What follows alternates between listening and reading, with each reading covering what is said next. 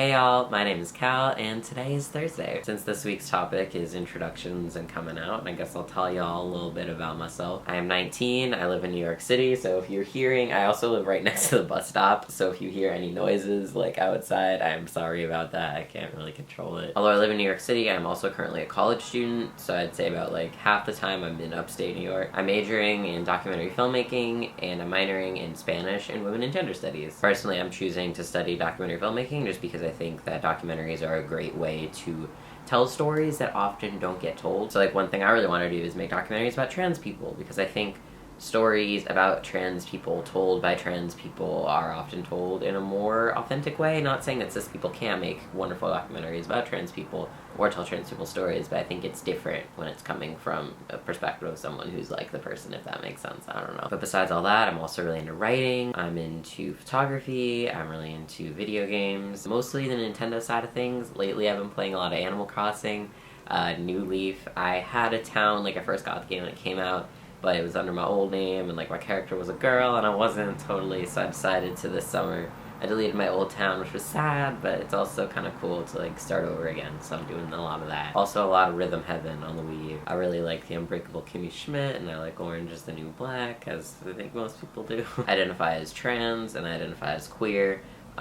Queer because, well, I guess I call myself like pretty gay, because like I like men mostly, cis or trans identified don't really matter.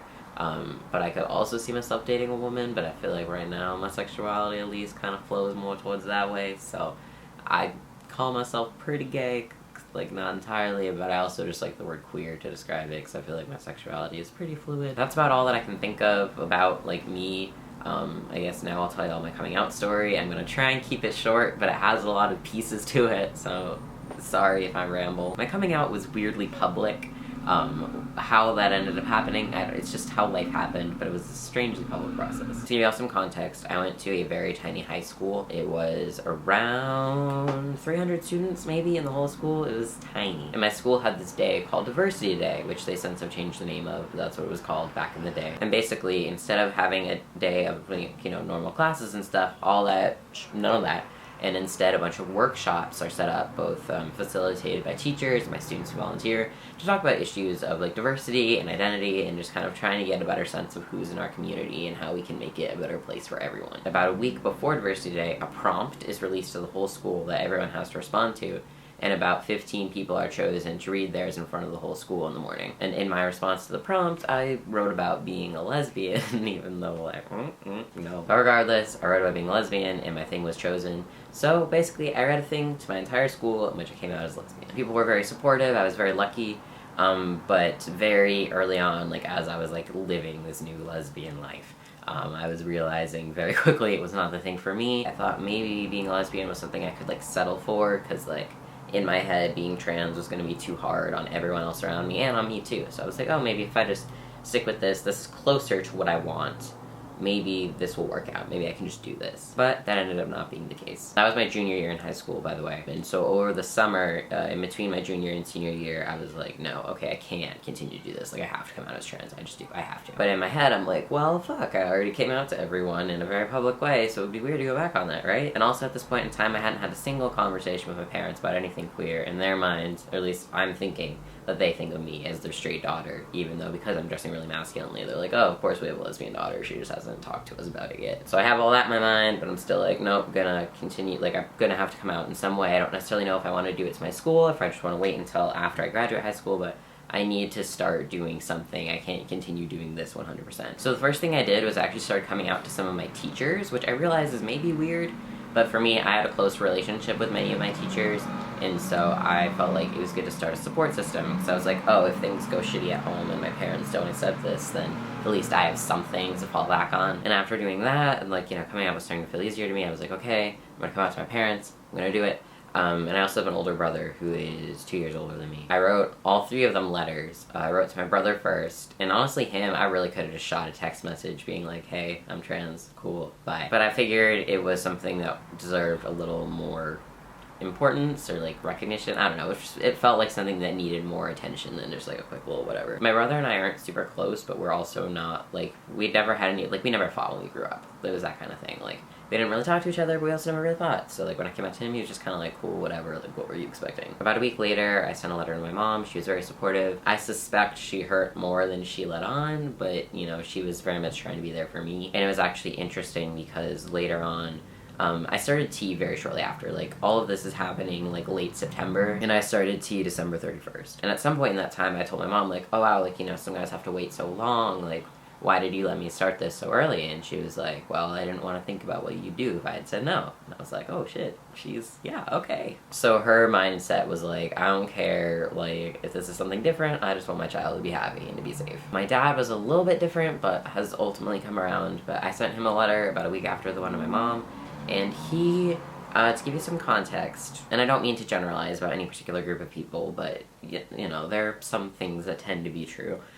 He is 60 years old, and he grew up in Arkansas. And that's not to say that people who aren't super young can't be supportive, and that's not to say that people from the South can't be supportive. It's just that he didn't grow up around this kind of thing. Like, he definitely didn't know what trans was until I came out to him. And so at first, he was very angry, very sad, very confused. And he was also very concerned because I'm type 1 diabetic, and he thought that me starting hormones would somehow interfere with that. Side note, my diabetes hasn't really interfered with my transition. There was some stuff with top surgery, which I can talk about if anyone's curious, or like if that comes up in a later topic, but like, it's been fine overall. But yeah, initially my dad was very not into it, not from the stance of, I'm not going to let you do this, but just from the stance of, I feel very hurt and confused and angry, and pronouns and new name, what is that? But it's been a year and a half about since then, and he has like done a complete like 180. He's a huge supporter, and it was very cute the other day. He's trying very hard, which I think is really great.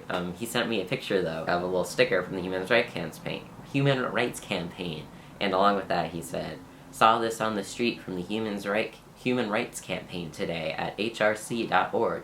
Do you know them from LGBT? And I was like, oh, Dad, you're so cute. You're trying so hard. I appreciate you. But after I came out to a few teachers and to my family, I was like, okay, I've decided I'm not gonna wait anymore. I gotta be out in school. I only have a year left, but I don't care. I'm not gonna put up with being called she and by this name anymore. I can't do it. And I kinda had the perfect opportunity because my school has this thing called senior speeches, where every senior has to give a 5 to 8 minute speech in front of the whole school. It can be about whatever you want, but it's something that you gotta do. And I was just kinda like, well, this is convenient.